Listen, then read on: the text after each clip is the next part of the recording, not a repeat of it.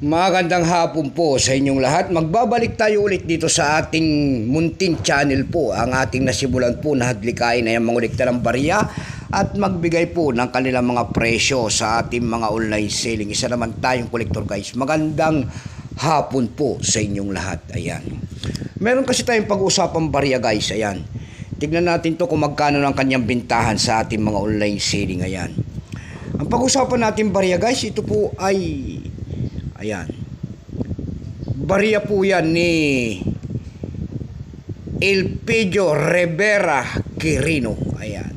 2 pesos po, commemorative type. Ayan. Ayan. Ginawa yung barya na yan dahil kay Elpidio Rivera Quirino po. Ayan. 100th birth anniversary of Elpidio Rivera Quirino. Ayan. Pagkatalikod naman po makikita nyo guys ang ating selyo po. Sale of the President of the Philippines within circle. Ayan.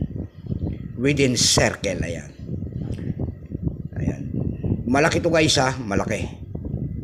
Kasi ito yung ating piso eh. Oh. Ito yung ating piso. Malaki yan. Ayan. Malaki. Large type. Tignan natin to kung magkano ng kanyang bintahan, pero pasamantala tayong magpapasalamat muna sa lahat ng masugid na tagapagsubaybay dito po sa ating munting channel guys, lalo-lalo na ang aking mga subscriber. Ayan, magandang hapon po sa inyong lahat. Ayan, and God bless. Ayan, maraming salamat din po sa mga manonood ko dyan sa aking FB page, lalo-lalo na ang aking mga nakapalo dyan sa akin. Ay magandang hapon and God bless din po. Ayan, mabuhay po kayo at magandang hapon po. Yun naman po sanang hindi nakapag-subscribe dito po sa ating munting channel. Anyayaan ko lang sana kahit malaking tulong na po bagay ang inyong magagawa, tulad ng pagpindot ng ating subscribe button, like and share, para ma-update ko naman kayo sa mga bago ko pang ilalabas na video about coins guys. Ayan.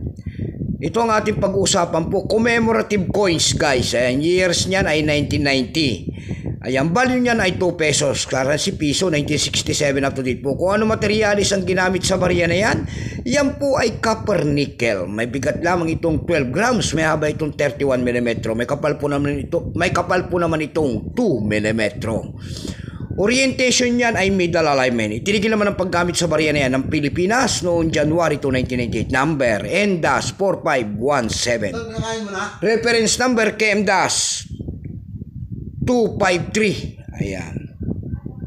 Ito pong year 1992 guys, ito po ay no percent. Ayan. Kung ilang piraso po ang ginawa sa barya na yan, yan po ay 10 million piraso po. May presal na rin po yan doon sa ating numista kung tawagin nila. Yung kanyang verify po ay 92 pesos. Yung kanyang almost uncirculated naman po ay 95. Uncirculated ay 95.